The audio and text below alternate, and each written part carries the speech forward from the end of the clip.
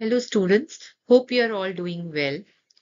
आज की वीडियो एक बड़े इम्पोर्टेंट टॉपिक के ऊपर है, विच इज मलेरिया। और ये मैंने एक बहुत जनरल सी वीडियो बनाई है बिकॉज एनईपी के अकॉर्डिंग जो बच्चे नॉन मेडिकल बैकग्राउंड से हैं, जिनके पास 11th एंड 12th में साइंसेस नहीं था, बिकॉज नॉन मेडिकल के स्टूडेंट्स हैं, बीसीए बीकॉम बीए के स्टूडेंट्स हैं, जिनके अब एनईपी के अकॉर्डिंग ग्रेजुएशन सिलेबस में those who have opted for biology, तो उनको समझाने के लिए मैंने एक बहुत इजी लैंग्वेज में ये स्लाइड्स बनाई हैं। So today we will be talking about malaria, जो कि मॉनसून सीजन में जिसके रेट्स बहुत ज्यादा बढ़ जाते हैं। ठीक है, and it is a common element. Now malaria क्या है? मलेरिया आप सब जानते हैं एक लाइफ थ्रेटनिंग डिजीज है। मैं कोशिश करूंगी कि शब्दों को, जो भी ये नॉमेनक्लेचर, साइंटिफिक नॉमेनक्लेचर स्पेशली जो भी मैं यूज करूं, उसको I try my best to make it as simple as possible. तो मलेरिया एक लाइफ थ्रेटनिंग डिजीज है जिससे कि डेथ भी हो सकती है, और ये एक पैरासाइट की वजह से होता है। Now this parasite is microscopic, जो आपको माइक्रोस्कोप से ही दिख पाता है, और ये हमारे शरीर के अंदर घुसता है। इस पैरासाइट का नाम है प्लाज्मोडियम। ठीक है, अब ये जो प्लाज्मोडियम पैरासाइट है, इसको हमारे अंदर, हमारे ब्लड के अंदर कौन ट्रांसमिट करता है, कौन पहुंचाता है? So that is transmitted through the bite of infected female anopheles mosquito. Mosquitoes की बहुत सारी प्रजातियां हैं, उनमें से एक मॉस्किटो है एनोफिलीज। इसमें भी जो फीमेल्स जो होती हैं, वो जब भी इंसान को काटती हैं तो वो खून चूसती हैं, और जब वो डंक मारती हैं तो उनके मुंह के अंदर, उनकी सलाइवरी कैविटी के अंदर एक ये पैरासाइट होता है जो कि वो हमारे शरीर के अंदर छोड़ देती हैं। अगर वो ही फीमेल एनोफिलीज मलेरिया कॉज कर सकती है जिसके मुंह में ये पैरासाइट्स लोकेटेड है, तो हर एक फीमेल एनोफिलीज के काटने से हमें मलेरिया नहीं होता। मलेरिया हमें उसी फीमेल एनोफिलीज के काटने से होगा जो कि खुद इन्फेक्टेड है इस प्लाज्मोडियम पैरासाइट से। अब फीमेल्स के काटने से ही क्यों होता है, कभी भी मेल मॉस्किटो की वजह से क्यों नहीं होता? क्योंकि अभी हम आगे लाइफ साइकिल में देखेंगे कि फीमेल बॉडी के अंदर ही लाइफ साइकिल कंप्लीट होती है। उसके में एक विशेष तापमान चाहिए लाइफ साइकिल को कंप्लीट करने के लिए, जो कि 20 डिग्री सेल्सियस का है, जो कि मॉस्किटो के गट में, मॉस्किटो के पेट में होता है ये ऑप्टिमम टेम्परेचर, जिसकी वजह से वहां पे लाइफ साइकिल कंप्लीट हो पाती है in the female mosquito. Right. तो दूसरी बात कि जो फीमेल मॉस्किटो है उसका जो खाना है, ठीक है, that is the blood meal, वो खून का सेवन करती है। जबकि जो मेल मॉस्किटो होता है, वो जो भी फूलों के नेक्टर होते हैं उसका सेवन करते हैं। तो it is always transmitted by female anopheles mosquito.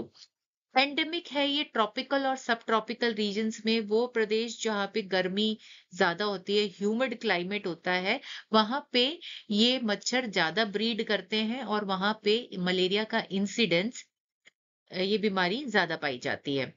बहुत मेजर हेल्थ प्रॉब्लम है जिससे मॉर्बिडिटी और मॉर्टेलिटी रेशियोज हाई है। मॉर्टेलिटी का मतलब डेथ रेट, और मॉर्बिडिटी का मतलब है इन्फेक्शन का रेट। ठीक है। नाउ अब हम, जैसे मैंने कहा, मॉस्किटो की बहुत सारी प्रजातियां हैं, जैसे क्यूलेक्स मॉस्किटो है, डेंगू का मच्छर है, मलेरिया का मच्छर एनोफ्लीज। तो इन मच्छरों को हम पहचान कैसे सकते हैं देख के? How will we identify the mosquito? तो ये एक बहुत कॉमन ऑब्जर्वेशन है। आप भी अगर थोड़ा सा अपनी सराउंडिंग्स में ध्यान देंगे तो आप पहचान पाएंगे, जो भी एनोफिलीज मॉस्किटो होता है, मलेरिया को कॉज करने वाला मच्छर होता है, चाहे वो मेल हो चाहे वो फीमेल हो। ठीक है, ये ग्रे कलर का या लाइटिश ब्राउन कलर की इनकी बॉडी होती है, और जो इनके फोर विंग्स होते हैं, फोर विंग्स मतलब जो आगे वाले विंग्स होते हैं, उनके ऊपर ब्लैक और व्हाइट कलर के स्केल्स होती हैं, विंग्स पे चित्ते होते हैं ब्लैक और व्हाइट कलर के। दूसरी बात, जनरली ये जो मलेरिया कॉजिंग मॉस्किटो होता है, ये रात को एक्टिव होता है, ये रात को ज्यादा काटता है, और जिसकी वजह से हमें मलेरिया होता है, ये रात को ज्यादा एक्टिव होते हैं। Another thing very important is, अगर हम इस मच्छर की बैठने की पोजीशन देखेंगे तो ये किसी भी सरफेस से 45 डिग्री का एंगल बनाते हुए ये बैठते हैं, जो कि आपको यहाँ पर इस पिक्चर में भी दिख रहा होगा। ठीक है, तो मॉस्किटो ग्राउंड से 45 डिग्री का एंगल मेंटेन करके बैठते हैं, तो आपको देखने से भी पता लग सकता है कि इसकी सिटिंग पोजीशन से कि ये मच्छर एनोफिलीज हो सकता है या सॉरी है। नाउ मलेरिया के कॉजेटिव एजेंट्स, मैंने अभी भी कहा पैरासाइट अगर आप याद से रख सकें प्रोटोजोन पैरासाइट तो बहुत अच्छी बात है, नहीं तो आप पैरासाइट लिखेंगे जिसका नाम है प्लाज्मोडियम। इसकी 4 स्पीशीज हैं जो ह्यूमन को इन्फेक्ट करती हैं और अलग अलग टाइप के मलेरिया कॉज करती है। एक स्पीशीज है प्लाज्मोडियम फाल्सीपेरम, ये सबसे खतरनाक डेडली मलेरिया है, इसका डेथ रेट या मॉर्टेलिटी रेट बहुत हाई है। दूसरी स्पीशीज है Plasmodium vivax, Plasmodium oval and Plasmodium malariae. ठीक है, तो ये 4 कॉमन स्पीशीज हैं जिसकी वजह से अलग अलग टाइप के मलेरिया होते हैं। अलग अलग टाइप का कहने का मतलब, जो बुखार हमें आता है किसी में 24 घंटे के बाद रिपीट होता है, किसी में 48 घंटे के बाद, किसी में 72 घंटे के बाद हमारे शरीर में बुखार के स्पाइक्स आते हैं। तो हम यहाँ पे बात करेंगे प्लाज्मोडियम फाल्सीपेरम, जो कि मोस्ट डेडली टाइप है। ठीक है, इसके मलेरियल रेट्स बहुत हाई हैं और इसमें बुखार जो है वो 48 घंटे के बाद रिपीट होती है साइकिल। ये लाइफ साइकिल है मलेरिया की। एग्जाम पॉइंट ऑफ व्यू से बड़ा क्वेश्चन आता है और उसमें आपको लाइफ साइकिल बनानी पड़ सकती है, and this is the most easiest diagram समझने के लिए। देखिए, मलेरिया ने ह्यूमन को काटा। ठीक है, जो भी फीमेल एनोफिलीज इन्फेक्टेड है, इन्फेक्टेड का मतलब जिसके अंदर ये पैरासाइट है प्लाज्मोडियम, जब वो काटेगी और खून को चूसेगी तो वो अपने डंक से ये प्लाज्मोडियम जो है वो हमारी बॉडी में इंजेक्ट करेगी। अब ये जो पैरासाइट है प्लाज्मोडियम, ये ब्लड के रास्ते सबसे पहले लिवर में पहुंचेगा। ठीक है, लिवर में संक्रमण करेगा, वहां पर ये मल्टीप्लाई करेगा, फिर लिवर से ये जो हमारी रक्त में आरबीसी होते हैं, रेड ब्लड सेल्स जो होते हैं जो कि ऑक्सीजन को कैरी करते हैं, ये उनको इन्फेक्ट करेगा। ये साइकिल बार बार चलती रहेगी। आरबीसीज बर्स्ट होंगे, दोबारा नए आरबीसीज को इन्फेक्ट करेंगे, फिर आरबीसीज बर्स्ट होंगे, और जब ये आरबीसीज बर्स्ट होते हैं तो कुछ टॉक्सिन्स, कुछ जहर हमारे खून में रिलीज होते हैं, जिसकी वजह से हम अभी आगे सिम्टम्स की जब मैं बात करूंगी तब मैं बताऊंगी आपको कि बुखार के साथ जो मलेरिया का एक बड़ा इंपॉर्टेंट सिम्टम है कि हमें बहुत कपकपी चढ़ती है, शरीर में चिल्स आते हैं। तो वो चिल्स क्यों आते हैं? जब ये आरबीसीज ज्यादा मात्रा में रप्चर होते हैं और जो जहर होता है, टॉक्सिन जो ये पैरासाइट सिक्रीट करता है, वो जब हमारे रक्त में आता है तो उसकी वजह से हमारी बॉडी में कंपन होती है। इसके बाद ये जो आरबीसीज रप्चर हुए उसके बाद ये जो प्लाज्मोडियम चेंज हो जाता है इनटू अनदर स्टेट, ठीक है, जिसको मीरोजोइट्स बोलते हैं, और ये merozoites then they change into gametocytes, gametes बनाते हैं। और इस स्टेज पे कोई और मॉस्किटो अगर किसी मलेरिया से पीड़ित इंसान को काटता है तो वो जो पैरासाइट है अब उस मॉस्किटो के मुंह में चला जाता है, और इस मॉस्किटो के स्टमक में जाके, पेट में जाके, जहां पे टेम्परेचर होता है 20 डिग्री सेल्सियस का, तो आगे की लाइफ साइकिल इसी टेम्परेचर पे कंप्लीट होती है। तो फीमेल मॉस्किटो के स्टमक के अंदर, गट के अंदर जो मेल और फीमेल गैमीट्स हैं वो फ्यूज करते हैं, जाइगोट बनाते हैं। जाइगोट से ऊकाइनीट बनता है और ऊकाइनोइट वापस उसके मुंह तक आते हैं, मच्छर के मुंह तक, सलाइवरी ग्लैंड तक।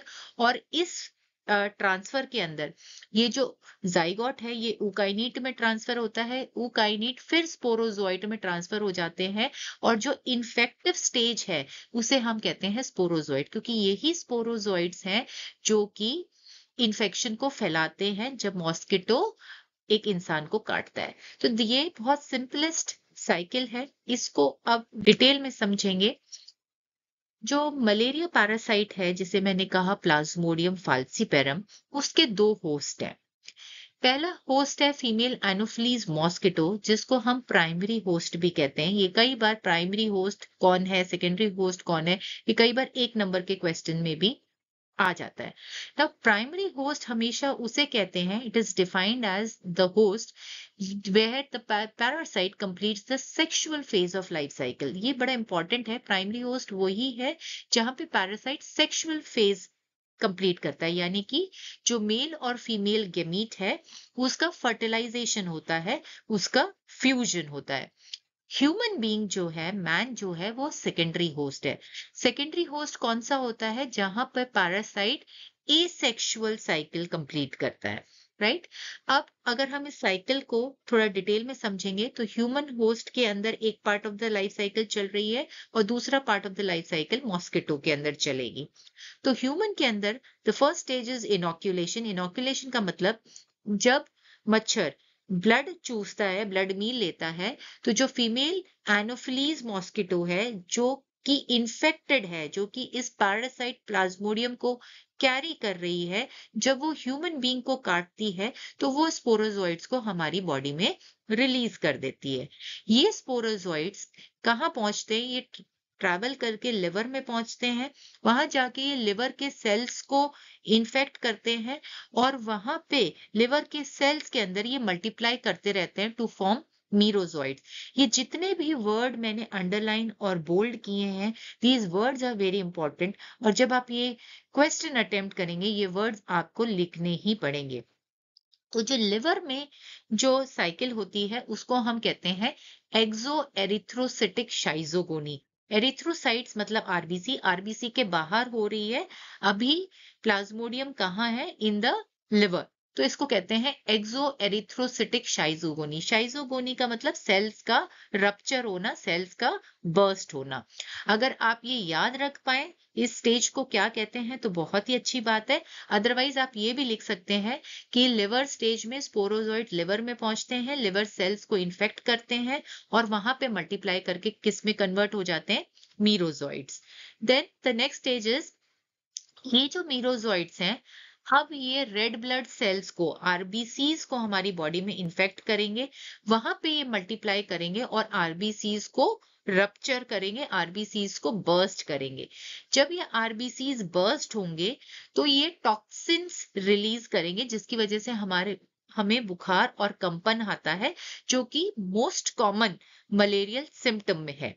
ठीक है, और इस साइकिल को हम क्या कहते हैं? एरिथ्रोसिटिक शाइजोगोनी। एरिथ्रोसाइट्स मतलब आरबीसी, शाइजोगोनी मतलब आरबीसीज का रप्चर होना। Next is the sexual stage. अब इनमें से कुछ जो मीरोजोइड्स हैं, ये आरबीसीज में एंटर ना करके मेल और फीमेल गेमिटोसाइट्स के अंदर कन्वर्ट हो जाएंगे, and these are the sexual forms. अब इस स्टेज पे कोई और मच्छर जब ह्यूमन बीइंग को काटेगा तो ये गेमिटोसाइट्स उस नए मॉस्किटो की बॉडी में एंटर करेंगे और आगे की लाइफ साइकिल जो है वो किस में चलेगी? मॉस्किटो के अंदर चलेगी। तो इंजेक्शन, अब ये gametocytes are ingested by a mosquito during a blood meal. Next is fertilisation. ये जो गेमिटोसाइट्स हैं यानी कि मेल और फीमेल गेमीट, अब मॉस्किटो के मिड गट में, मॉस्किटो का मिड गट मतलब मॉस्किटो के स्टमक के अंदर, उसके पेट के अंदर ये फ्यूज होंगे, जाइगोट बनाएंगे, और ये जाइगोट फाइनली किस में चेंज हो जाएगा? स्पोरोजोइड्स में।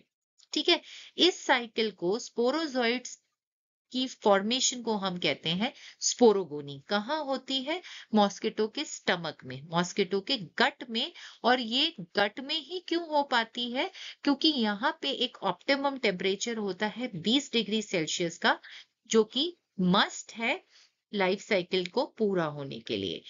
अब ये जो स्पोरोजोइड्स बन गए, जो कि इन्फेक्टिव स्टेज है मलेरिया की, ये वापस मॉस्किटो के सलाइवरी ग्लैंड्स में, मुंह में ग्रंथियां होती हैं जो कि सलाइवा सिक्रीट करती है, वहां पर आ जाएंगे, और ये इन्फेक्टेड मॉस्किटो अब जिस भी इंसान को काटेगा उसको मलेरिया हो जाएगा।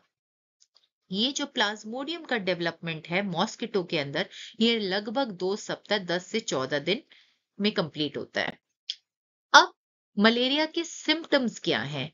ठीक है, सिम्टम्स एक बार इन्फेक्शन होने के बाद हमारी बॉडी के अंदर ये पैरासाइट प्लाज्मोडियम एंटर करने के बाद तकरीबन 10 से 30 दिन के बाद हमारे शरीर में मलेरिया के लक्षण दिखने लगते हैं। मोस्ट कॉमन जो सिम्टम है वो है हाई ग्रेड फीवर, बहुत तेज बुखार आता है, कंपन आती है, शरीर में कपकपी चढ़ती है। प्लाज्मोडियम फाल्सीपेरम के केस में ये जो फीवर और चिल्स की साइकिल है ये हर 48 घंटे के बाद रिपीट होती है। इसके अलावा हेडेक, सर दर्द, नोजिया एंड वॉमिटिंग, नोजिया यानी कि उबाक सी फील होती है या वॉमिटिंग, उल्टियां भी आ सकती हैं। जनरल वीकनेस, पूरा बॉडी टूटा टूटा सा, बॉडी में थकान जिसे हम साइंटिफिकली मायालजिया कहते हैं, या पूरी बॉडी दुखेगी, जॉइंट्स पेन करेंगे, बॉडी में एक रहेगा। ठीक है, कई बार कुछ और भी सिम्टम्स हैं बट लेस कॉमन है। किसी किसी लोगों में इससे अलावा भी सिम्टम्स हो सकते हैं, जैसे कि एनलार्जमेंट ऑफ स्प्लीन। हमारी बॉडी में एक ऑर्गन होता है तिल्ली, वो फूल जाता है, वो अपने नॉर्मल साइज से थोड़ा बढ़ जाता है। इसको साइंटिफिकली हम कहते हैं स्प्लीनोमेगाली। अगर आप ये वर्ड याद रख सकते हैं तो बहुत अच्छी बात है, अदरवाइज आप लिखेंगे एनलार्जमेंट ऑफ स्प्लीन। सिमिलरली जो लिवर है वो भी अपने नॉर्मल साइज से बढ़ जाता है, उसका एनलार्जमेंट हो जाता है, जिसको हम कहते हैं हिपैटोमेगली। सांस जो चलता है, हमारा जो सांस जो ब्रीदिंग साइकिल है वो नॉर्मल रेट से भी बढ़ जाती है। माइल्ड अनीमिया, ठीक है, आरबीसीज रप्चर होंगे तो हमारे अंदर अनीमिया होगा, ठीक है, और माइल्ड जॉन्डिस, पीलिया भी हो सकता है। Most severe cases of malaria के अंदर, जो कि बहुत कम लोगों में होता है बट यस, अगर सिवियर मलेरिया केसेस हैं तो उस सिम्टम्स होंगे, ब्रीदिंग डिफिकल्टीज होंगी, इंसान कोमा में जा सकता है, कंफ्यूजन की स्टेट आ सकती है, शीजल्स हो सकते हैं, शीजल्स का मतलब दौरे पड़ना, severe anaemia because of large number of destruction of RBC, किसी किसी केस में किडनी फेलियर और डेथ भी हो सकती है। ट्रीटमेंट क्या है? पॉसिबल ड्रग्स, सबसे इंपॉर्टेंट ड्रग और सबसे आसान ड्रग जो है आप याद रख सकते हैं, इनमें से कोई भी 2 या 3 नाम आप याद कर लीजिए। क्विनीन, ठीक है, इसके अलावा कुछ एंटीबायोटिक्स हैं like doxycycline, chloroquine. This is very important, artemisinin containing combination treatments हैं, और कुछ सल्फर ड्रग्स हैं। अगर आप सल्फर डॉक्सीन पायरीमिथामीन नहीं लिख सकते तो आप इसको सल्फर ड्रग्स भी लिख सकते हैं। बट कई बार most of the time doctor पूछते हैं कि आपको किसी ड्रग से एलर्जी तो नहीं है, किसी सल्फर कंटेनिंग ड्रग से एलर्जी नहीं है। तो जनरली लोगों को इस सल्फर ड्रग से एलर्जी होती है, तो उन केसेस में हम इनमें से और कोई ट्रीटमेंट या कॉम्बिनेशन ऑफ ट्रीटमेंट्स भी पेशेंट को दे सकते हैं। बट आज के डेट में जो सबसे बड़ा मेडिकल फील्ड में जो चैलेंज आ रहा है वो आ रहा है development of resistance. Plasmodium in drugs के लिए रेजिस्टेंट होता जा रहा है। ये ड्रग्स अब इन प्लाज्मोडियम को किल करने में उतने इफेक्टिव नहीं हो रहे, जिसकी वजह से फार्मा इंडस्ट्रीज में और डॉक्टर्स को एंटी मलेरियल ड्रग्स डेवलप करने में और मलेरिया की ट्रीटमेंट में डिफिकल्टी आ रही है। So the best thing that we can do, ठीक है, और ये मेडिकल बर्डन हम रिड्यूस कर सकते हैं अगर हम प्रिवेंशंस कर पाए और कंट्रोल कर पाए, ठीक है। तो प्रिवेंशन के लिए सबसे जो ट्रेडिशनल मेथड्स हैं उसमें आप सब जानते हैं कि जहाँ पे एंडेमिक रीजन्स हैं, जहाँ पे पानी खड़ा रहता है, नमी वाले जो एरियाज हैं अपने कंट्रीज में, ऐसे जो कोस्टल एरियाज, ट्रॉपिकल बेल्ट वाले एरियाज हैं, वहां पे लोग कोशिश करें कि वो मच्छरदानी का ज्यादा से ज्यादा यूज करें। हम अपनी बॉडी पे हर्बल इंसेक्ट रेपेलेंट्स लगाएं, मच्छरदानी के ऊपर रेपेलेंट्स लगा सकते हैं, पूरे बाजू के कपड़े पहने, ठीक है, पूरे ट्राउजर्स पहने, दरवाजों के ऊपर हम वायर मैश लगा सकते हैं ताकि मॉस्किटोज एंटर ना करें, ठीक है, क्योंकि ये मच्छर ज्यादा एक्टिव रात के समय होता है। तो उस टाइम अपने ऊपर एंटी मॉस्किटो रेपेलेंट जैसे ओडोमोस वगैरह लगा लें, ठीक है। हम अपनी सराउंडिंग्स को क्लीन रखें, पानी को खड़ा ना होने दें। बहुत बार एड्स आती हैं कि कूलर अगर यूज नहीं हो रहा तो उसमें पानी में केरोसिन डाल दें ताकि जो मॉस्किटो है वो ब्रीड ना कर पाए, उसके लार्वा हैच ना कर पाए, ठीक है। हर्बल फॉगिंग सॉल्यूशंस हम अपने घर के इंडोर्स में या घर के आसपास भी स्प्रे कर सकते हैं। ये वो सारे ट्रेडिशनल घरेलू नुस्खे हैं जिसकी वजह से हम मलेरिया को प्रिवेंट कर सकते हैं, हम मच्छरों को पनपने से कंट्रोल कर सकते हैं। इसके अलावा there are certain other scientific methods also, जैसे कि वेक्टर कंट्रोल। वेक्टर यानी कि वो एजेंट जो कि मलेरिया के पैरासाइट को ट्रांसफर करता है। And yes, you have got it right. Vector कौन है? जिसे हम कैरियर भी बोलते हैं, that is the female Anopheles mosquito, ठीक है। तो इस को वेक्टर को हम कंट्रोल करेंगे कैसे? जो हम नेट्स लगाते हैं, मच्छरदानी लगाते हैं, उनके ऊपर हम इंसेक्टिसाइड्स स्प्रे कर सकते हैं। And that insecticide that is usually use is pyrethrin. अगर आपको नाम याद रहता है तो बहुत अच्छी बात है, पायरेथ्रिन। अदरवाइज आप सिंपली भी लिख सकते हैं इंसेक्टिसाइड ट्रीटेड नेस्ट, और इंडोर में फॉगिंग स्प्रे कर सकते हैं। ये एक बहुत अच्छा तरीका है वेक्टर कंट्रोल करने का। अट्रैक्टिव टॉक्सिक शुगर बेट्स, जिनको हम ATSB भी कहते हैं। अब ये क्या होता है? हम शुगर की छोटी छोटी गोलियां बना सकते हैं और उसके अंदर हम ये जो जहरीली मच्छर मारने वाली दवाई इंसेक्टिसाइड है वो उस शुगर के गोलियों के अंदर हम डाल के इनको अ, रख सकते हैं, ठीक है। तो जब मॉस्किटो इन शुगर बेट्स मतलब जो पकड़ने वाली ये दवाइयाँ, इसकी तरफ अट्रैक्ट होगा, वो इनका सेवन करेंगे, इनको मुंह में लेंगे, इनके को खाएंगे, तो वो जो इंसेक्टिसाइड है, वो जो जहर है, उसकी वजह से मॉस्किटो की डेथ हो जाएगी। So this is also one very good promising control measure. इसके अलावा साइंटिफिकली हम जेनेटिक मॉडिफिकेशन कर सकते हैं मॉस्किटोज का बाय स्टेराइल इंसेक्ट टेक्निक, ठीक है। कुछ उनके जो क्रोमोसोम्स होते हैं, उनके जो DNA होता है, उसके अंदर हम म्यूटेशंस कॉज कर सकते हैं जिसकी वजह से मॉस्किटोज स्टेराइल हो जाएं, वो आगे ब्रीड ना कर पाए। तो ये कुछ ट्रेडिशनल मेथड्स हैं, these are some scientific methods जिसकी वजह से आप वेक्टर को आप कंट्रोल कर सकते हैं।